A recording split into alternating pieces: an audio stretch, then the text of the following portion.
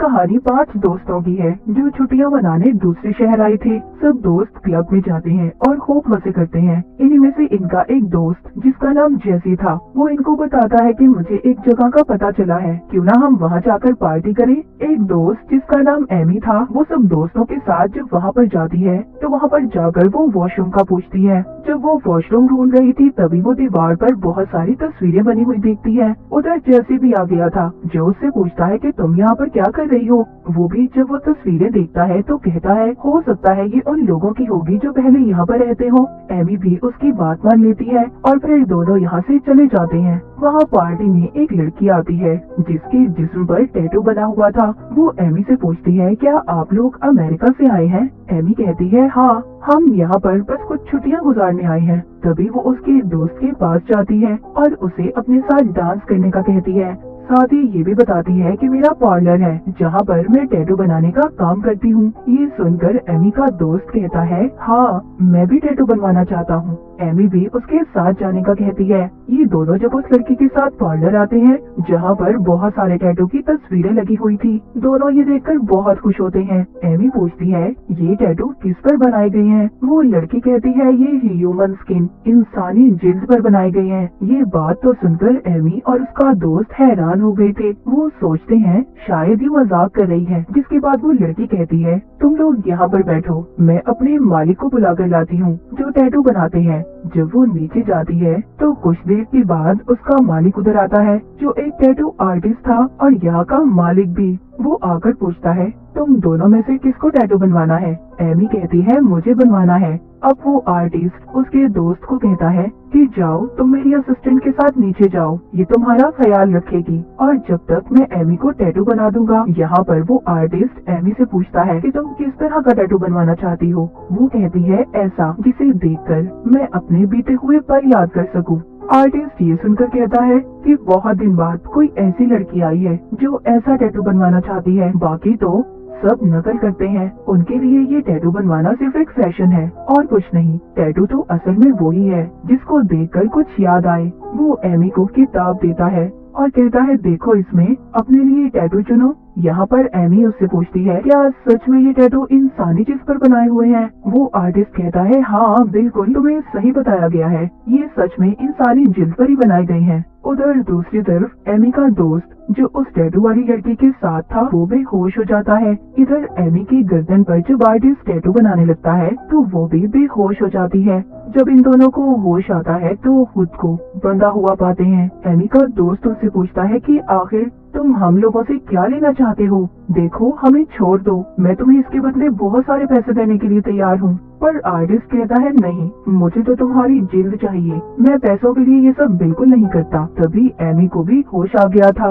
वो जब अपने दोस्त को ऐसे बंधा हुआ देखती है तो वो चिल्लाती है। आर्टिस्ट उसके पास जाता है, कहता है देखो तुम क्यों डर रही हो, तुम नहीं डरो, मैं तुम्हें कुछ नहीं कहूँगा, तुम तो मेरी पसंदीदा हो, तुम बहुत जल्दी मेरे काम को समझोगी और मेरा साथ भी दोगी। ये कहकर वो एमी के दोस्त के पास जाता है। पहले तो उसकी बाजू का टैटू उसकी जिल्द के साथ अलग कर लेता है, फिर उसके पेट की जिल्द को। वो उसे कहता है तुम जानते हो मेरे डॉग को इंसानी कान खाना बहुत पसंद है और उसका कान काट कर अपने डॉग को खिला देता है। उसकी असिस्टेंट उसकी जिल्द को ऊपर ले जाती है जिस पर वो खास किस्म के टैटू बनाने वाले थे। आर्टिस्ट आखिर में एमी के दोस्त के पाँव पर कट लगा देता है ताकि उसका खून बहकर उसकी मौत हो जाए। वो अपने दोस्त की ऐसी हालत देखकर बहुत रोती है पर कुछ भी नहीं कर पाती। अगली सुबह एमी के बाकी दोस्तों को पता चलता है कि एमी और उनका एक दोस्त अभी तक नहीं आए। ये देखकर अब उन्हें अपने दोस्तों की फिक्र होने लगी थी। वो उन्हें ढूंढने का फैसला करते हैं। जैसे उन्हें बताता है कि वो दोनों तो टैटू बनवाने उस लड़की के साथ गए थे जो कल रात पार्टी में थी। उधर पार्लर में आर्टिस्ट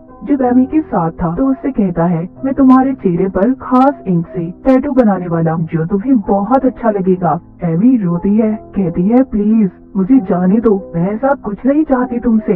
इधर एमी के दोस्त हर टैटू बनाने वाली दुकान पर देखते हैं पर उनके दोस्त उन्हें कहीं नहीं मिल रहे थे। जब ये एक गली में से गुजर रहे थे तो वहाँ पर कुछ बच्चे बैठे थे जो इनको छेड़ने लगते हैं। जैसी को इस बात पर बहुत गुस्सा आता है और वो उन्हें मारने लगता है। उसके दोस्त उसको समझाते हैं कि जाने दो इन्हें, हमें अपने दोस्तों को ढूंढना है। जिसके बाद ये सभी उस पार्लर पहुंच गए थे। तो वहाँ पर उसी आर्टिस्ट से मिलते हैं और उससे एमी और अपने दोस्त का पूछते हैं। वो बताता है हाँ, कल रात वो दोनों आए थे पर टैटू बनवाकर चले गए। वो कहते हैं उन्हें यहाँ पर एक लड़की लाई थी जिसकी बाजू पर टैटू बने हुए थे। वो कहता है वो मेरी असिस्टेंट है पर अभी इस वक्त वो यहाँ पर नहीं है। वो सभी इस आर्टिस्ट की बात को मान लेते हैं और जाने लगते हैं। पर जाते हुए इनकी एक दोस्त वहाँ पर लगी एक तस्वीर देखती है जो उनके दोस्त का टैटू था जो उसने अपने बाजू पर बनवाया हुआ था। वो देखकर थोड़ा हैरान हो जाती है पर इस बात को नजरअंदाज कर देती है।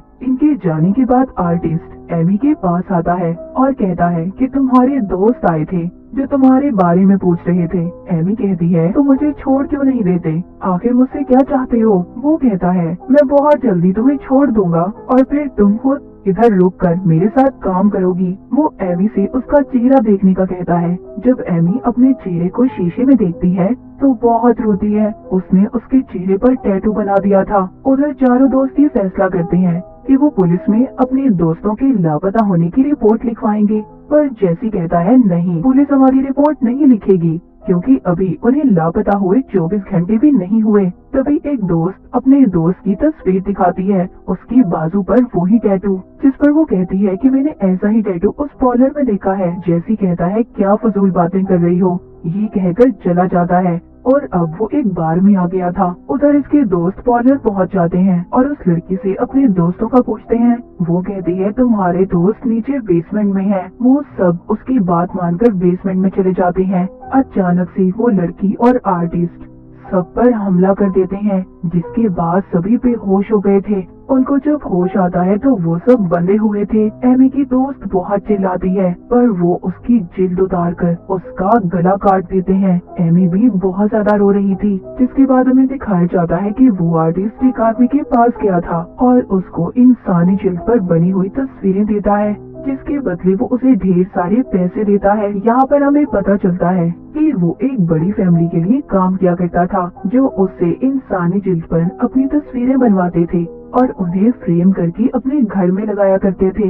उधर बेसमेंट में जहाँ पर एमी और उसकी दोस्त को बांधा हुआ था, उसकी दोस्त की रस्सी खुल जाती है और वो टैटू वाली लड़की पर हमला कर देती है और एमी को छुड़वाने की भी कोशिश कर रही थी। एमी उससे कहती है तुम जाओ यहाँ से, भाग जाओ, बाहर जाकर मदद बुलाओ। ये सुनकर उसकी दोस्त भाग जाती है। रास्ते में वो उन्हीं बच्चों को देखती है जिन्हें जैसी ने मारा था। अब क्योंकि वो बदला लेना चाहते थे इसीलिए वो इन्हें ढूंढ रहे थे। जैसे ही वो इसको देखते हैं वो उसको पकड़ने भागते हैं। रास्ते में आर्टिस्ट भी इन्हें देख लेता है जो अपनी गाड़ी में था कि बच्चे उस लड़की का पीछा कर रहे हैं जिसको इन्होंने पकड़ा हुआ था। एमी की दोस्त बहुत भागती है, मदद मांगती है पर कोई उसकी मदद नहीं करता। आगे रास्ता बंद था इसीलिए बच्चे उसे पकड़ लेते हैं और बहुत मारते हैं। तभी उधर आर्टिस्ट भी आ गया था जो उन बच्चों को शूट करके मार देता है और बाद में एमी की दोस्त को। उधर जब उस टैटू वाली लड़की को होश आता है तो वो एमी के पास आती है और कहती है कि सब तुम्हारी वजह से हुआ है, तुमने अपनी दोस्त के भागने में मदद की है। और गुस्से में उसका एक दांत प्लास से उखाड़ने वाली थी। तभी वहाँ पर आर्टिस्ट आ जाता है जो उसको रोकता है और एमी के पास जाता है। वो उससे पूछती है कि आखिर तुम उससे चाहते क्या हो। वो उसको एक जगह पर लेकर जाता है जहाँ पर बहुत सारी तस्वीरें थी। आर्टिस्ट कहता है कि आज मैं तुम्हें अपना राज बताने वाला हूँ। बहुत सालों पहले रशिया में अपने दुश्मनों को मारकर उनकी जिल्द पर लोग अपनी तस्वीरें बनवाया करते थे। रशियन किंग भी वो तस्वीरें बनवाया करते थे जिसके बदले में वो ढेर सारे पैसे देते थे। उधर बाहर वो टैटू वाली लड़की जब दरवाजा खोलती है तो बाहर चेल्सी था जो एक लड़की के साथ आया था। वो अपने दोस्त को यहाँ पर टैटू बनवाने के लिए लाया था। वो कहती है बैठ जाओ, मैं बना दूंगी टैटू। अब जैसे यहाँ से बेसमेंट में जाता है तो अपने दोस्तों को मरा हुआ देखता है और जब वो ऊपर आता है तो एमी को देखता है। वो बताती है कि आर्टिस्ट ने हमें यहाँ पर बंदी बनाया हुआ है, हमें पकड़ा हुआ है उसने।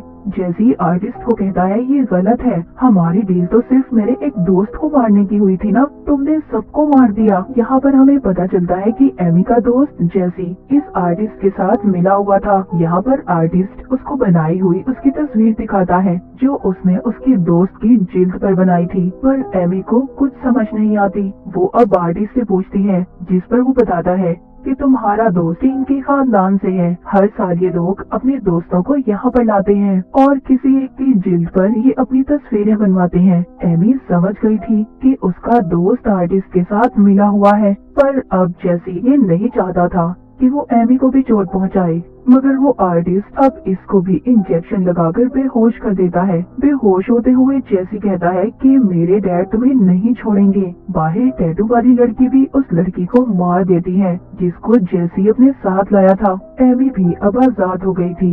ये उस टैटू वाली लड़की के पास जाती है और उसका गला काटकर उसे मार देती है। आर्टिस्ट ने जैसी को भी पकड़ लिया था। वो एमी से कहता है, अगर तुम चाहो तो इसे मारकर अपने दोस्तों की मौत का बदला ले सकती हो, क्योंकि ये धोखे से तुम सबको यहाँ पर लाया था। वो कहती है, नहीं, इसको भी वैसी ही सजा मिलनी चाहिए जैसे मेरे दोस्त तड़प कर मरे हैं। उसके बाद आर्टिस्ट जैसी की जिल्द को भी उसके जिस्म से अलग कर देता है।